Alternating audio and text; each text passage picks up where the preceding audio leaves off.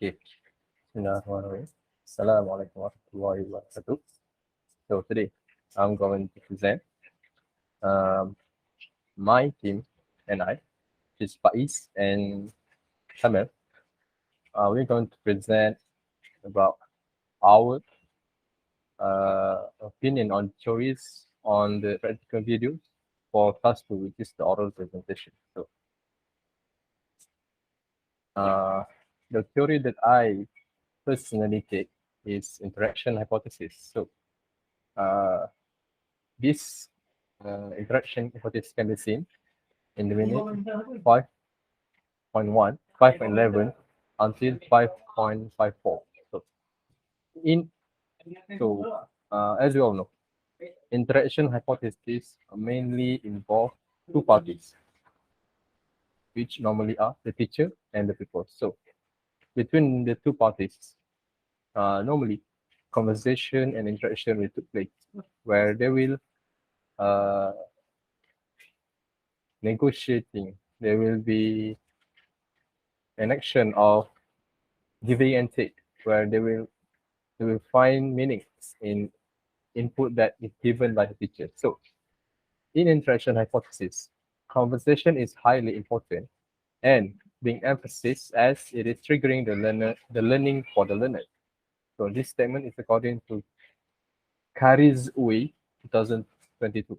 So in the video, the teacher interacts with the pupils to find a mutual understanding regarding the meaning of chord. So in this video, the teacher shows them a map about direction from certain place in Ipoh. One of them is being Ipoh chord. So the teacher asks the pupils about the meaning of chord or what is chord to them. So that's how the teacher starts the interaction with the people. So in order to get the meanings, the teacher modified the interaction by giving hints to teacher on in the slides. I'm sorry. Then after that, the teacher also give elaboration on related things. For example, implication of negative deeds, where normally when we do negative deeds, we will go to court to be judged. Yeah. And then lastly, through the meaning from mother tongue. So that is the last option for teacher to get or to negotiate with the pupils to find the meaning. Okay, then next one. Okay.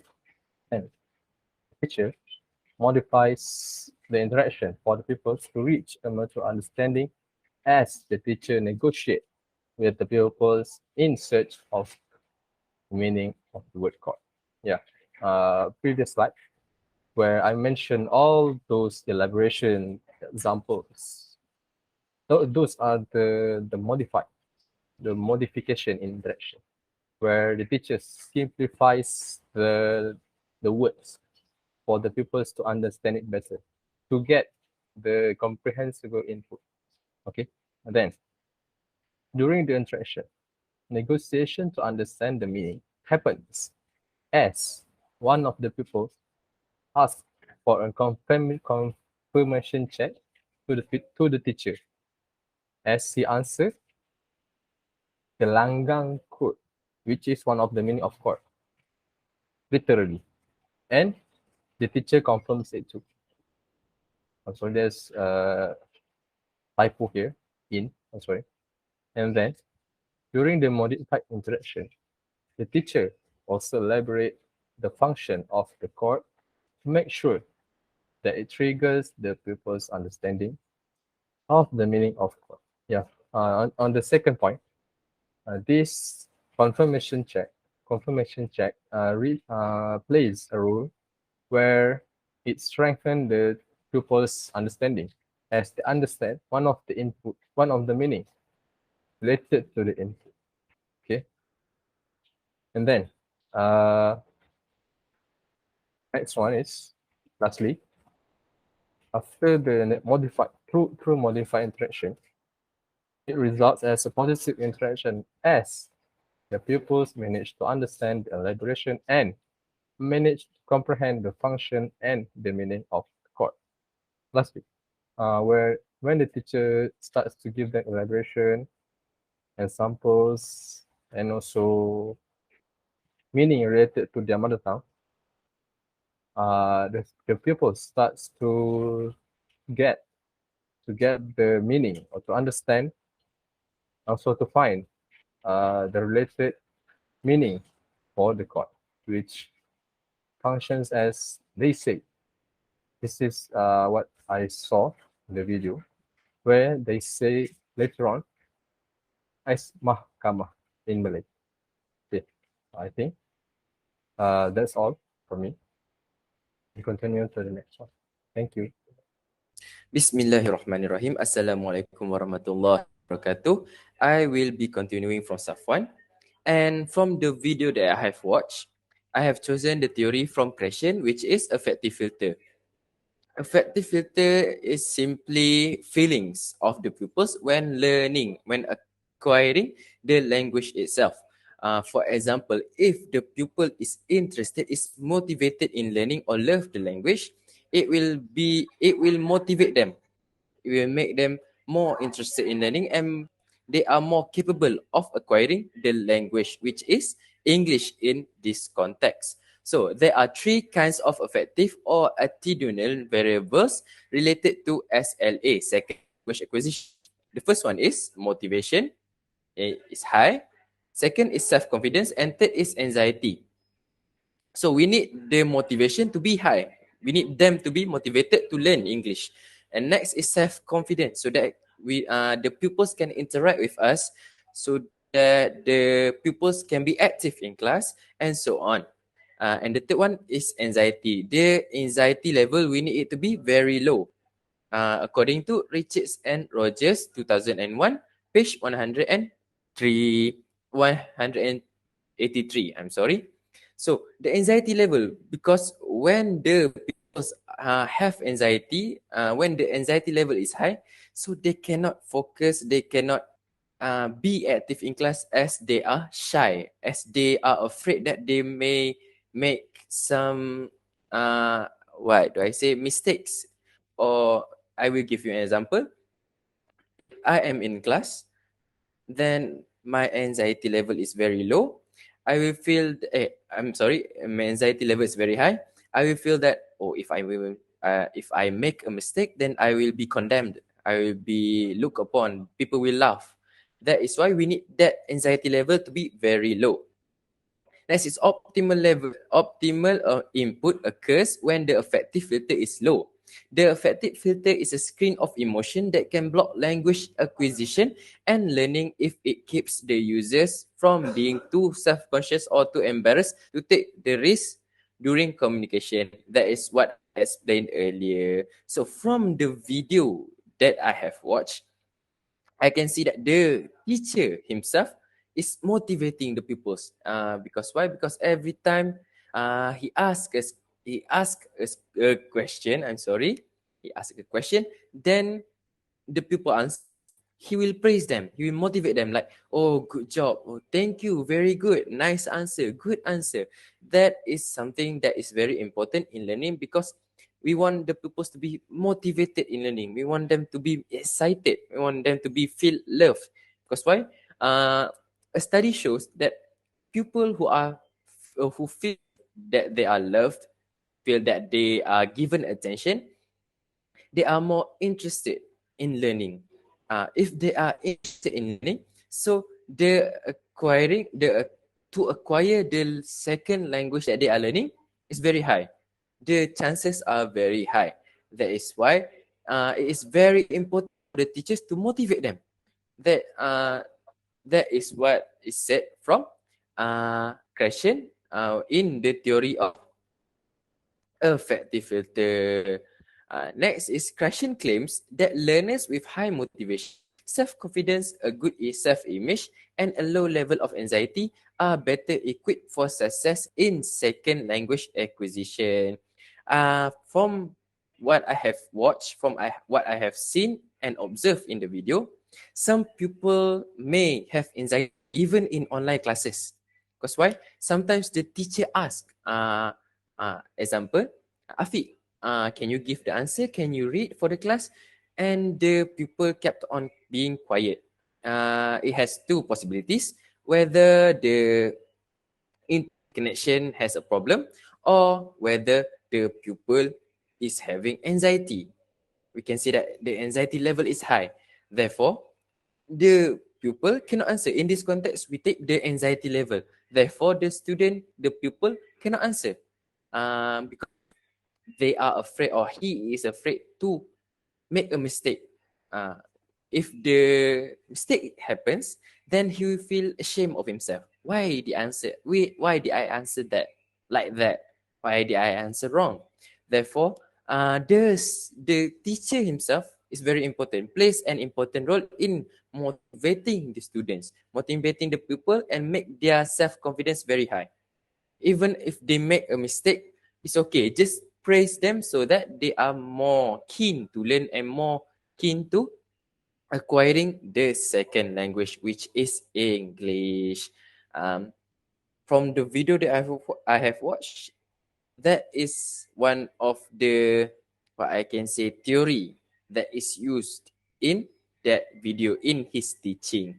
Therefore, I pass on to the next presenter. Thank you. Bismillahirrahmanirrahim. Assalamualaikum warahmatullahi wabarakatuh. So I'll be continuing from SYAMIL regarding the video that we have watched, or I personally watched. I've decided on choosing that I have noticed a theory used by the teacher, which is the noticing hypothesis. So regarding noticing hypothesis, nothing is learned unless it has been noticed. So noticing does not itself result in acquisition, but it is the essential starting point, meaning that it all starts with noticing. So L2 learners could not begin to acquire a language feature until they had become aware of it in the input. So how to be aware? They have to notice something in order to acquire the linguistic feature later on. So regarding the example that I could take from the video, it is specifically when the teacher is having set induction, or the pre-lesson itself, where he asked the pupils to give directions to their toilet. So at first it is hard for them to give directions, because not only for the toilet, but generally it is hard for them to determine which vocabulary should they use in order to give directions, how to give directions properly using the grammatical feature or the linguistic feature itself. So when the teacher giving an example of giving direction to his own toilet or his own bathroom, then not only the student or the pupils notice that what are they going to learn today, as it is the objective of set induction or pre-lesson itself, right? But they also notice and aware how to use some vocabularies or how to give directions correctly. Okay, so for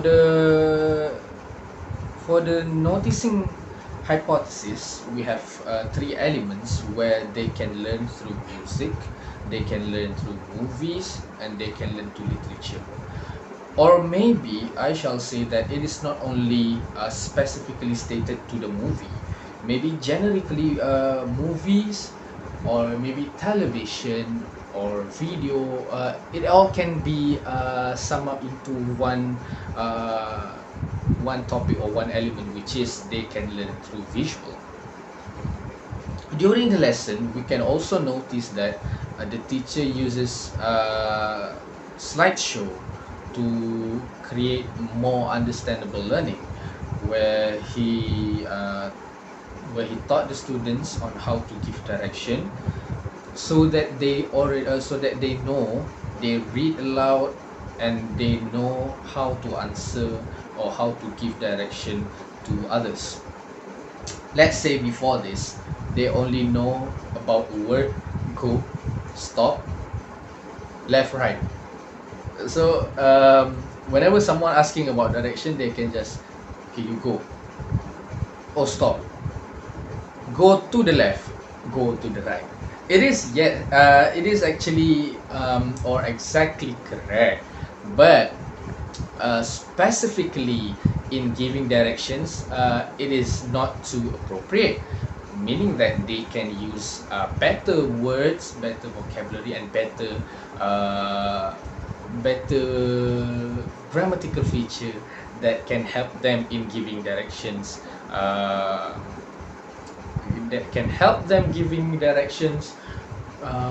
more suitable and more understandable for people hearing it.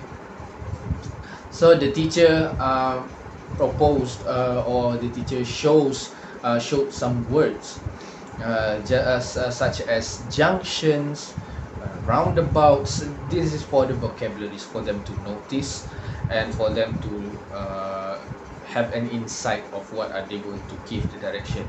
And then instead of using go to the left or go to the right,